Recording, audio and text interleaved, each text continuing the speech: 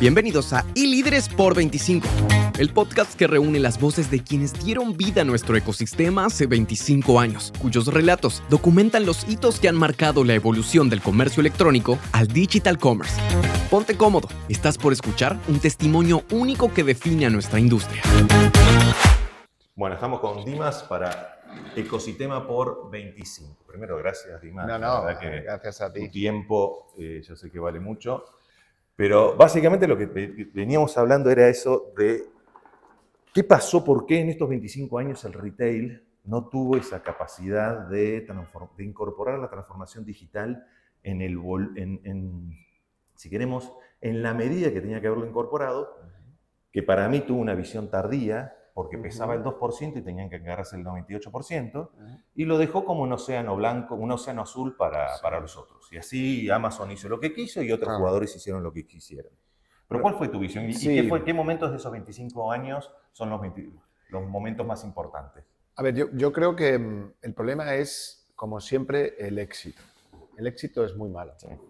Cuando tú tienes éxito, normalmente... Cuando te va bien... Los números cierran. Claro, o sea, tú primero el éxito te lleva a la complacencia. Sí. Y yo creo que eso es lo que le ha pasado a esas grandes empresas que poco a poco se han ido convirtiendo en dinosaurios, con estructuras muy pesadas, con toma de decisiones pues lentas y luego sobre todo con estructuras que han tenido que ir afrontando pues a lo mejor que no eran todo lo públicas o todo lo profesionales que tenían que ser, ¿no? Sus propios procesos de sucesión, quiénes eran los dueños, el mindset, los cultura, stakeholders. Sí. Todo esto yo creo que ha afectado mucho, ¿no? Pero bueno, contestando a tu pregunta, o sea, claramente yo viví un momento en el que veníamos de adaptarnos a las distintas fórmulas novedosas que se iban a incorporar al mercado. O sea, Internet o las grandes plataformas digitales han sido un formato más al cual el retail tradicional se ha tenido que adaptar. Lo que pasa es que nunca había sido tan grande y tan rápido, ¿no? Y pongo un ejemplo.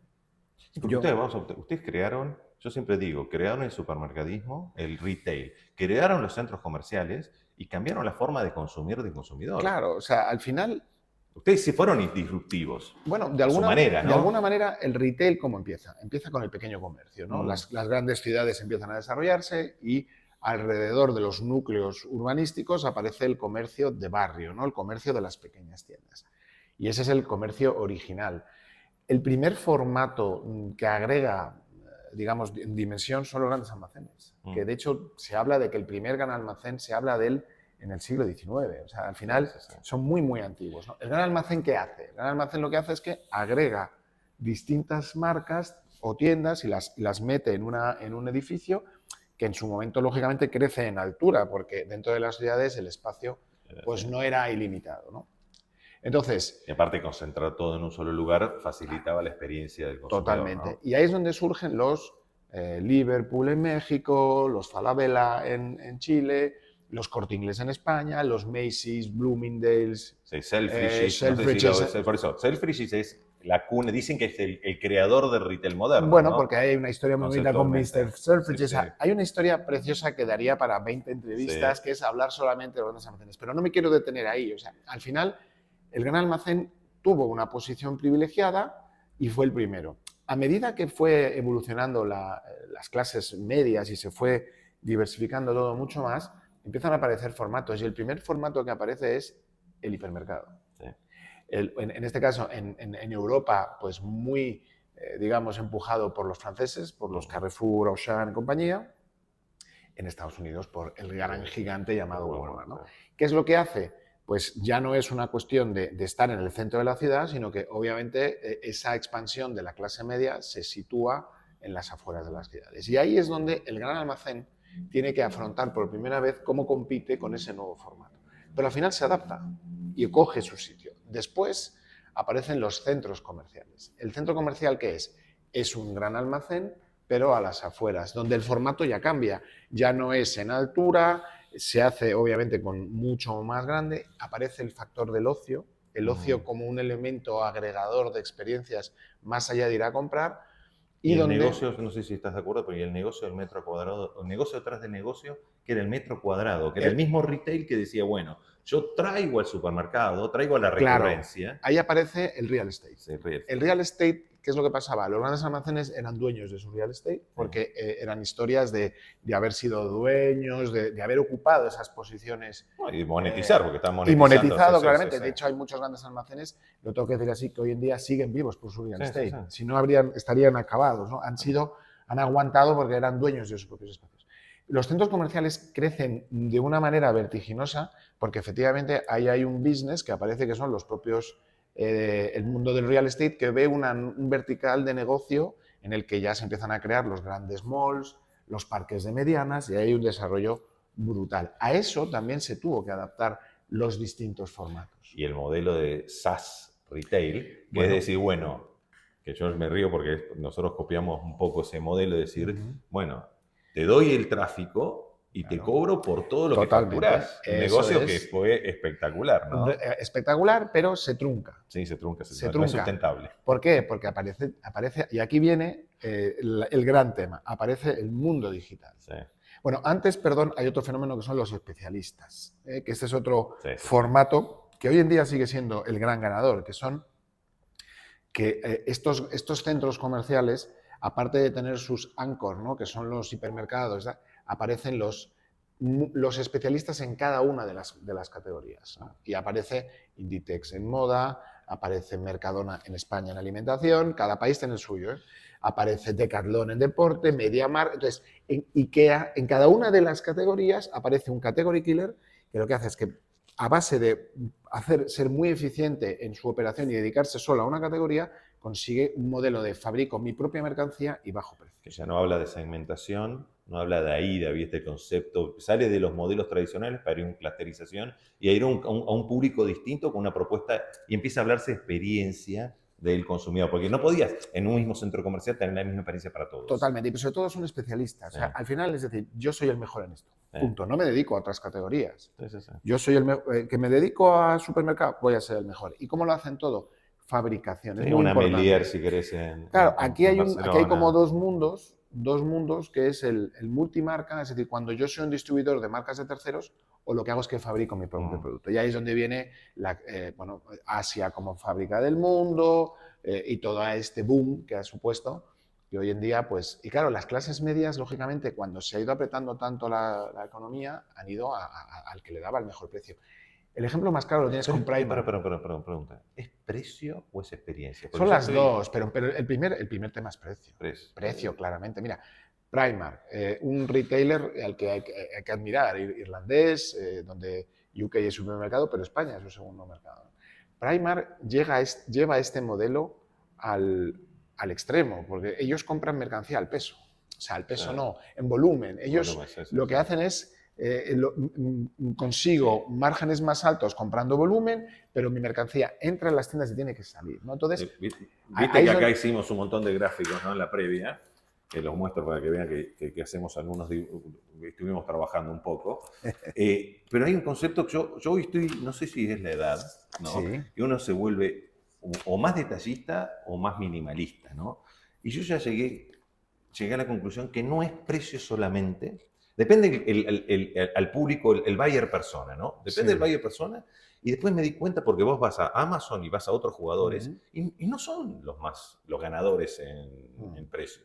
Tienen precio, pero no son los ganadores en la mayoría de los productos. Porque han cambiado. O sea, yo digo cómo empiezan, cómo ellos cogen su diferenciación, ¿no? O sea, lo que estoy haciendo es llegar un poco a contestarte por qué ha pasado, porque ahora de repente surge el digital. O sea, el retail tradicional... ¿Por qué el retail tradicional no se adaptó? Por esto, porque Internet fue precio. Pero mira, igual que negó el hipermercado, igual que negó el centro comercial, igual que negó el especialista. Yo eso lo he vivido en una empresa hegemónica que lleva más de 80 años operando. Todo se despreciaba. No, eso no, y había una frase que es, eso no es nuestro competidor. Lo cual es horroroso porque claro que es tu competidor, lo que pasa es que está compitiendo de otra manera que tú no entiendes. Y entonces, el job to be done, ¿no? Claro, es el no consumer. Y ahí lo que llegas es... No es tu consumidor, pero termina atacando a tu consumidor. Todo aquello que vende lo que tú vendes, en distinta manera es tu competidor, ¿no? Entonces, Y aquí llegamos al punto que nos ocupa. Estos últimos 20-25 años, ¿qué ha pasado? Aparece el formato digital, algo que es disruptor. Si lo fueron los centros comerciales o lo fueron los especialistas, ya el mundo digital, porque es un canal nuevo, ya no es un competidor más, no es una forma de competir distinta con un producto distinto que a lo mejor... No, es que directamente un canal nuevo que lo que hace es que arrasa. Primero se desprecia. Los competidores tradicionales, cuando lo empiezan a entender, utilizan la multicanalidad, que es un error, bueno, 2 canales separados y con esto me busco la vida, se dan cuenta de que eso no sirve, que tienen que integrarlo todo. ¿Pero por qué no sirve? Porque no genera el canal, porque no se transforma en canal. Claro, porque no tiene volumen. No tiene volumen y porque tú no lo puedes tratar como un negocio más, lo tienes que integrar. No es rentable. Ahí aparece la unicanalidad, que es un concepto que yo creo que es un fracaso, porque nos lo venden las consultoras, a los retailers cuando estamos aturdidos. Es que ahora tienes que... Pero claro, y aquí viene lo que yo creo que más importante, darnos cuenta de que tú no puedes adaptar lo digital al físico. Cuando tú pretendes supeditar todo lo digital que ya manda hace tiempo al mundo físico, es por eso que los retailers tradicionales les ha costado muchísimo digitalizarse, porque han pretendido que lo digital se adaptase a su realidad. Que es lógico, porque estas empresas, cuando el 80% de su facturación es física, no van a supeditar el 80 al 20, lo lógico es que se haga así. Y esto ha sido por lo que el mundo digital le ha pasado totalmente por encima, porque no ha entendido nada, que, señores, el digital ha venido para quedarse y sobre todo el digital manda. Y esto es algo que solamente se puede entender cuando sales de tu realidad. El problema es que los retailers han estado tan cómodos y luego tan apurados, porque luego ha venido, claro, que se han dedicado a apagar fuegos. Sí. Yo siempre digo que hemos sido bomberos. Sí, el bombero del crecimiento, porque crecías el 5 y no podías manejar el 5. Y ahora el bombero de que empiezas a caer con una pandemia, con todos estos problemas, y nunca han hecho estrategia, porque nunca han salido de su realidad. Mira, ¿por qué te decía que este libro es bueno? Porque uno de los temas más básicos que digo, al alinear la estrategia a las ventas, que es lo que nunca se hizo, ¿no? Uno no alinea la estrategia a las ventas. Pero ahí tocaste un tema que para mí es muy importante, que yo hoy estoy con ese minimalismo y el go to the basics, que digo, algo que es una especie de trabalenguas, ¿no? Que el online necesita más al offline que el offline al online. Sí. ¿No? Porque la realidad es que de la misma manera que vos replanteaste ese escenario, con pandemia por medio, con todo, que yo creo que fue, sí, es cierto que fue como un tsunami que lo vieron venir pero no lo pudieron surfear, no tuvieron capacidad. Ahora el problema viene al revés. Claro. El que lo surfeó te dice, ¿y ahora cómo lo hago rentable? Claro. Porque esto no es rentable. El digital no es rentable solo, porque es caro. Ahora, con todo lo que hemos hablado hasta ahora, hemos explicado qué es lo que ha pasado. Pero ahora hay un punto muy importante que por primera vez yo creo que se está viendo que lo digital ya no crece como crecía antes, ¿no? Hay que analizar la razón. Y yo creo que es porque directamente ya ha crecido todo lo que podía crecer a costa de que los demás no se enterasen de lo que estaba pasando, ¿no? Sí. Ahora, a ver, yo tengo una teoría. Todos que se han volcado fuertemente y lo están haciendo bastante bien. Claro, ¿no? Y porque la gente aprende. Y aquí aparece el elemento quizá más importante que yo personalmente he aprendido una vez que he salido de mi entorno físico y he tenido la obligación de entender el mundo digital. La clave está en la convergencia. O sea, no va a haber experiencias 100% digitales ni experiencias 100% físicas que sean relevantes. Todo tiene que converger y la clave es cómo se va a converger. Y todo depende mucho de tu punto de partida. ¿Cuál es la diferencia? Que por primera vez el mundo digital creo que empieza a darse cuenta que tiene que converger de alguna manera y que tiene que apoyarse en el mundo físico, pero se está empezando a dar cuenta ahora. La diferencia es que el mundo físico lleva sufriendo esto muchos años y yo creo que ya por fin empieza a entender qué rol tienen que jugar sus puntos de venta físico. Y aquí es donde aparece una nueva realidad y es, bueno, si todo tiene que ser on y off, vamos a ver quiénes van a ser los jugadores que van a hacer esto de una mejor manera, ¿no? Y yo aquí tengo una teoría que no sé si estarás de acuerdo conmigo, que tiene que ver con la forma de comprar. Los consumidores tenemos como 2 maneras muy básicas de comprar. Uno es cuando necesitamos algo y lo necesito lo más rápido posible, que es lo que llamaríamos conveniencia, donde las variables son tiempo y precio. Eso, a mi modo de ver, se lo ha quedado ya al mundo digital porque lo entrega antes que nadie y sobre todo siempre va a poder bajar precios de una manera mucho más clara que un retailer físico. Ahí te lo voy a challengear, pero yo tengo generalmente 3 respuestas. Sí, ni y no. Vale. Esta es un ni. Está bien, pero te la challengeo, dale. Entonces, esto es lo que absurdamente los retailers físicos han estado compitiendo. Intentar competir con Amazon o con Mercado Libre en la conveniencia. Y ahí estás muerto. ¿Por qué? Porque tus tiendas tienen como decís en Latinoamérica, la bodega, los almacenes son muy estrechos. Y era siempre el eterno, quiero esto, no tiene usted la talla, no tengo la talla, pues entonces se la voy a enviar, porque no tenías el producto. Claro, sí. Cuando tú no tienes profundidad. No tienes profundidad, y cuando tú vas a un retailer digital, estás yendo contra un almacén que está a las afueras, no tienes absolutamente todo cubierto. Y luego, como tú sabes, el tema precio es un algoritmo. ¿Y qué ha hecho el retail físico? Ha competido ahí, ¿sabes por qué? Porque ya lo había conseguido, porque era su mercado, y no ha asumido que eso ya lo tenía que abandonar y centrarse, aquí viene la novedad, en lo que el físico solo puede hacer, que es generar experiencias. Yo soy un partidario de que las experiencias que genera el retail físico jamás las podrá ofrecer el canal digital. Y ahí es donde las tiendas físicas tienen que marcar la diferencia, pero no porque tengan el mejor precio, porque es que esa conveniencia el digital ya se la ha quedado, es porque tú consigues lo que siempre han conseguido las tiendas, que es esa mercancía que tú no quieres, que no necesitas, pero cuando la ves no puedes vivir sin ella. Y ahí la experiencia es claramente. Entonces, si tú entiendes estas dos formas de comprar, podrás entender qué rol juega el físico y el digital y conjugarlas para hacer una propuesta ganadora.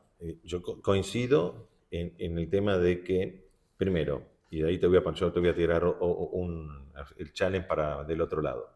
¿Estás de acuerdo que un retail o marca tradicional que quiera ser moderna no puede competir haciendo lo mismo que un Amazon, que un eBay, o que un Amazon o que un jugador, un pure player, si no tiene que montarse en sus activos más importantes, que para mí son el metro cuadrado, la proximidad y el cliente? Y dándote al ni que te decía, sí, estoy de acuerdo con lo que estás diciendo, la conveniencia y comodidad son factores fundamentales, la experiencia se suma también, porque la experiencia, no nos olvidemos que las experiencias de estos grandes players, Amazon, es una experiencia realmente que genera una confianza y una, si queremos, adhesión al servicio muy fuerte, pero hay algo que el retail tiene, que es la proximidad. Entonces, si vos tenés proximidad y transformás, lo hablábamos en la previa, ese metro cuadrado en algo más que una tienda, que sea un polo de logística, un polo de entrega. Claro. Te doy ejemplos claros, que yo siempre digo que hay que analizar otras industrias. Me gustó mucho de salir de uno donde está. Sí, porque si no, no ves. ¿Cuáles son las industrias que son la tormenta perfecta de retail? Grocery y pharma. Grocery principalmente, pero vamos a poner pharma también, porque pharma tiene un problema, cuando vos decías, de producto de conveniencia, momento, muy importante. Nosotros tenemos clientes que entregan 1 millón de pedidos mes. El 80% en menos de 90 minutos.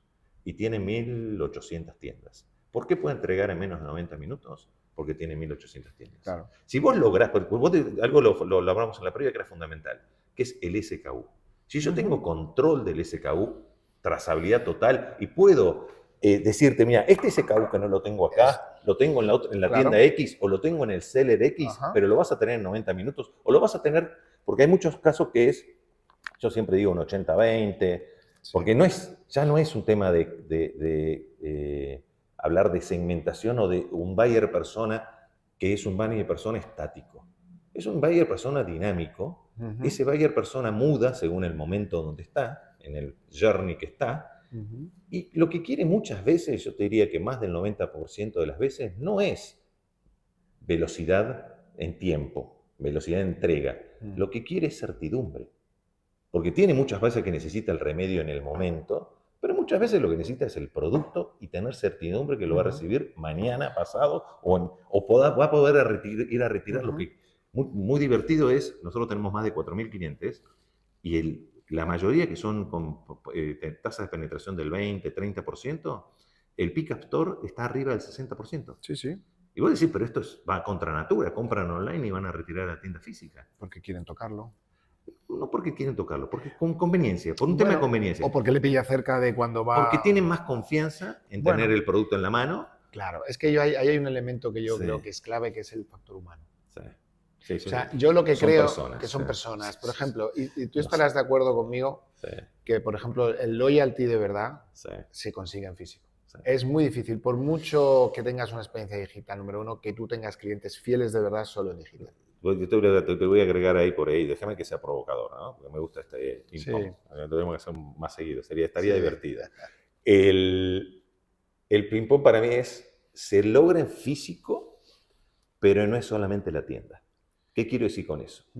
Que todo el proceso, viste esos momentos que hablábamos en la previa, la búsqueda, el pago, el fulfillment, la logística, el que entrega en la tienda, porque pensá en el supermercado, pensá en la farmacia, que manda la camioneta, manda el pedido y llega y tiene la gorrita, tiene la entrega, esa persona sigue siendo físico y es parte de la experiencia del retail. ¿Y por qué yo le compro, vamos a ir al caso de Amazon, los que somos Prime? Porque me lo entrega Amazon, me lo entrega con el producto y me da la garantía. Y es el retail, sigue siendo el retail el que me pone. Que puede ser tienda física, que yo coincido, que yo confío más en la tienda física. Si tengo la posibilidad de ir a la tienda física, te voy a decir, ¿pero por qué? Porque no tengo que esperar en mi casa, porque porque no quiero, por un tema de impacto ambiental, de paquete, o sea, de lo que genera esa tienda, esa entrega física en tu domicilio. Ahí creo que lo físico, el retail también tiene un juego muy importante, un rol muy importante. Bueno, también estarás de acuerdo conmigo que hay categorías también que son muy difíciles de vender en online. Por ejemplo, la moda, fashion en online, si es ropa interior o cosas como muy de reposición o camisas que ya conoces tú con una talla, comprar moda es muy, muy difícil. Hay categorías que yo Pero vos pienso me lo dijiste al principio, ¿no? Si sos un especialista, te doy un caso. Yo, por ejemplo, Massimo Dutti, Tiger Onizuka. Cuando vos ya sos una persona que ya puedes comprar, sí, pero estoy de acuerdo, pero luego siempre tienes que tener una compostura, alguien te tiene que ajustar, o sea, yo creo que además... Coincido que sí, pero por eso está el Picastor. Bueno, bien. Por eso el Picastor, bueno, y vos agarrás y decís, probátelo en el lugar. Estamos de acuerdo, pero una vez más, yo lo que quiero es reforzar el rol de las tiendas. Las tiendas físicas se han estado cerrando de forma frenética por dos razones. Una, primero porque había muchas y obviamente no necesitabas tantas. Y dos, por desconocimiento. Cuando tú eres capaz de reinventar el rol de la tienda física y la pones a trabajar al digital, para el digital, eso es una bomba atómica. Pasa de ser algo que tienes que cerrar a decir, no, es que si lo haces bien, hasta las vas a tener que volver a abrir. Lo que pasa es que estamos ahora mismo en un proceso de entender todo esto. La vas a abrir distintas. Por supuesto, ¿no? Bueno, ojo, yo no creo que se estén cerrando las tiendas. Ahora ya no. No, yo creo que lo que está sucediendo es que el retail moderno y la marca moderna van a necesitar más tiendas y ahí te digo, depende el metro cuadrado donde estés parado, porque no es lo mismo un B2C retail electro que un B2C retail moda. Pero vas a necesitar propias o de terceros. Hay retail bueno y malo. Sí. El retail bueno cerrará poco y abrirá, el retail malo sobrevivirá como puede y al final acabará cerrando. Yo creo que hay que diferenciarlo. El retail bueno es el que ha entendido dónde está, se apoya de dónde viene y pasa de ser un legacy negativo a ser algo positivo, por ejemplo, la capilaridad, el conocimiento del cliente, la base de datos que tienes y te pones a jugar el partido con las nuevas reglas. ¿Por qué los department stores están tan complicados? Porque ellos no han conseguido renovar el producto. La clave del department store... Pero no te creas, si puedes, depende. Lo que tienes que hacer es, si el department store era conocido porque traías la novedad, el problema es que la novedad ya está en digital. Sí. Todo surge antes en digital. El digital le ha quitado al department store la esencia de decir, aquí vienes a inspirarte y aquí voy a descubrir lo último. La excusa. Entonces, yo creo que la clave está en decir, bueno, si el producto está antes en el mundo digital, ¿por qué no lo traigo yo al físico? Porque si partimos de la base de que no puede haber algo que sea solo digital, lo digital va a necesitar también el físico. Ayúdale a venir al físico y entonces tendrás la exclusividad de algo que nadie tiene y que nadie ha visto en el mundo físico. Este es un punto de partida que no es ni más ni menos que entender que si la novedad está en el digital, trae el digital al físico. Y además les puedes ofrecer a estas marcas ubicaciones y sitios donde nadie les puede ofrecer. Esto es algo muy poderoso. ¿Por qué no lo hacen los department stores? Porque están en su propia realidad, que es la que hablábamos antes, de apagar fuegos. Pero este es el punto de partida. Y dos, digitalízalo. O sea, crea una tienda que trabaje para el digital. ¿Por qué tienes que trabajar para el digital? Por dos razones fundamentales. Una, porque ya está demostrado que el 75% de las transacciones físicas ya están condicionadas por una búsqueda previa, por el digital, o porque estás mirando el precio, o porque decides dónde vas a comprar físicamente antes en función de lo que has visto en el mundo digital. Quiere decir que ya el digital manda, es lo primero, es la entrada. El modelo de atribuciones. Y dos, muy importante, las nuevas generaciones.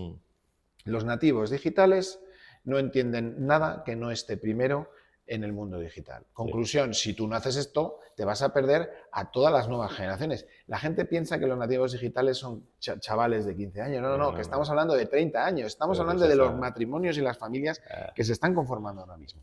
Entonces, bajo estos dos principios, tú no puedes obviar esto. Entonces, ¿qué es lo que tienes que hacer? No, yo transformo mi punto de venta físico para trabajar para el digital, pero sacando realmente lo bueno del mundo físico, que es, lo has dicho tú antes, crear experiencias y que sea realmente un almacén para que lo que está ahí esté a disposición de cualquier compra digital. Y que cree ecosistema para transformar el negocio detrás de negocio. Porque ese almacén, esa tienda, va a funcionar para los productos propios o de terceros, porque el ICKU se profundiza y se amplía y empezás a tener el concepto de pasillo infinito y demás, que vos podés tener ahí pocos productos, pero tener todos los productos. A ver, a mí me gusta mucho el término ecosistema porque hoy en día posiblemente es la única manera de conseguir tus objetivos apoyándote en terceros, los cuales es esta teoría de tú me das, yo te doy y todos nos aprovechamos, porque es imposible hacerlo tú solo.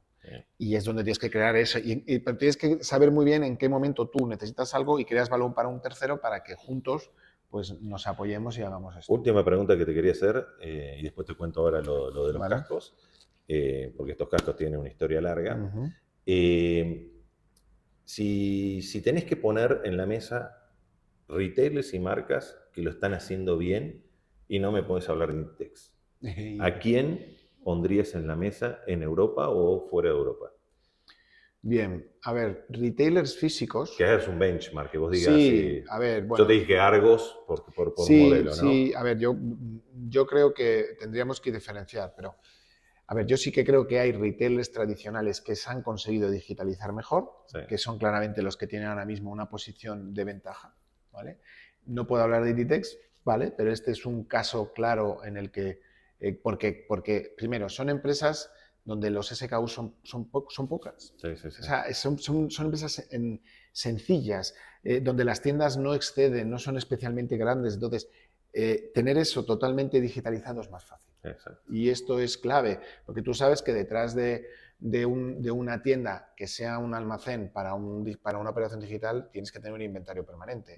Ahí entra la tecnología, el RFID, los costes, eso al final es complejísimo. Sí. ¿no? Entonces, el TCO termina siendo PNL. Yo entiendo, yo me quedaría con esos tradicionales que están, todavía no están al 100%, pero que están en una posición mejor las rampas, para tener esa convergencia adecuada, pero eso sí, poniendo su valor en los puntos de venta físicos. Metro cuadrado.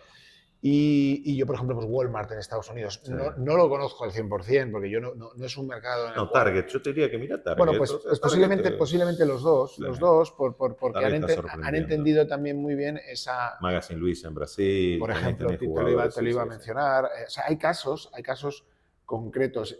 También tiene que ver con formatos. Yo, por ejemplo, cultura, ¿no? También.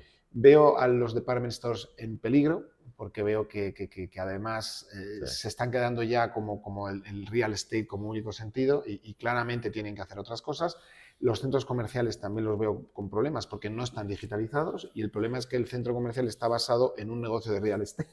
Entonces, claro, el real estate... Tiene que reconvertirse. Entonces, tienen que encontrar una fórmula en la que su stock tiene que estar también a disposición del mundo digital. Y esto es una transformación difícil. Mira lo que están haciendo en Brasil, es realmente lo que están haciendo los centros comerciales en Brasil, cómo están reconvirtiendo en transformarse en centro de servicios, ¿no? Pues eso es interesante. Aquí sí que es verdad que al menos en España hay alguna empresa que sí está apostando mucho por centros logísticos, a dar servicios a terceros.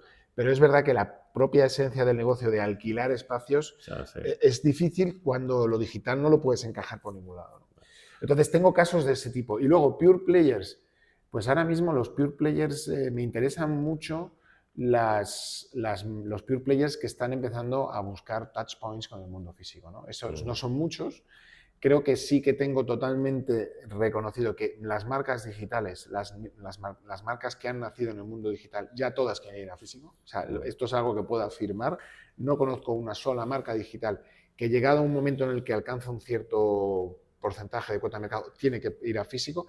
Lo que todavía no he encontrado son retailers, distribuidores en el mundo digital que sí que lo has hecho bien. Y que estén pensando llevar esa misma experiencia al mundo físico. Yo creo que todos tenemos en la cabeza Farfetch. Sí.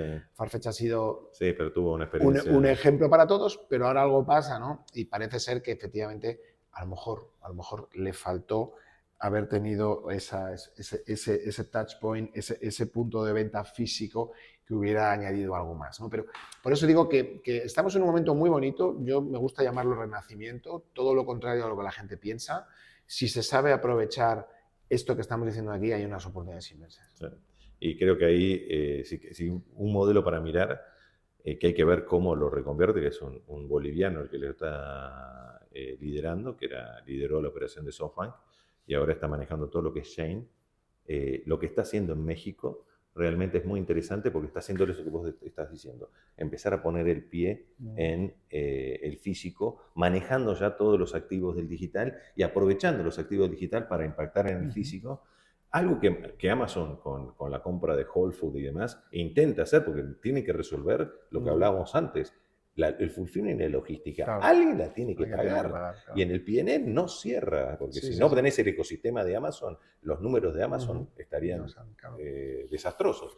Es cierto que el market cap le permite mantener esas pérdidas. Bueno, Dimas, muchas gracias por participar en Ecosistema por 25 y seguimos con más entrevistas Ecosistema por 25. Gracias por unirte a iLíderes por 25. Si este contenido te ha gustado, compártelo para que más personas puedan navegar el origen de nuestro digital commerce. No olvides suscribirte para no perderte las próximas conversaciones con los líderes que continúan escribiendo la historia de nuestro ecosistema. Hasta la próxima, donde seguiremos explorando, aprendiendo y construyendo el futuro digital juntos en iLíderes por 25.